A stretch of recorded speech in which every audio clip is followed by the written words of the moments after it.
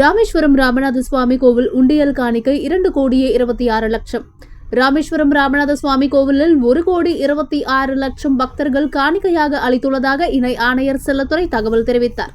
ராமேஸ்வரம் ராமநாத சுவாமி கோவில் கடந்த மாதம் பக்தர்களால் அளிக்கப்பட்ட காணிக்கை உண்டியல் எனும் பணி இணை ஆணையர் செல்லத்துறை தலைமையில் காலையில் தொடங்கியது. மாலை வரை கணக்கெடுக்கப்பட்டது.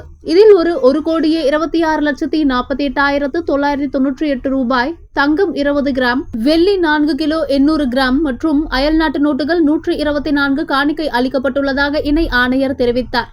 உண்டியல் எனும் பணியில் சிவகங்கை மண்டல இந்து சமய அறநிலைத்துறை உதவி ஆணையர் தக்காரான சிவகங்கை மண்டல இணை ஆணையரின் பிரதிநிதி ராமநாதபுரம் முதுகுளத்தூர் ஆய்வர்கள், உதவி ஆணையர் ரவீந்திரன், செயல் அலுவலர் முத்துசாமி, கொட்ட பொறியாளர் மயில்வாகரன், உதவி பொறியாளர் ராமமூர்த்தி, மேலாளர் வெங்கடேசன், பேஷ்கார்கள் கமல்நாதன், நாகராஜன், முனியசாமி, உழவாரப்பணி ஆன்மீக குழுவினர், வங்கி பணியாளர்கள், கல்லூரி மாணவிகள், பள்ளி மாணவிகள் மற்றும் கோவில் பணியாளர்கள் உண்டியல் எனும் பணியில் ஈடுபட்டனர்.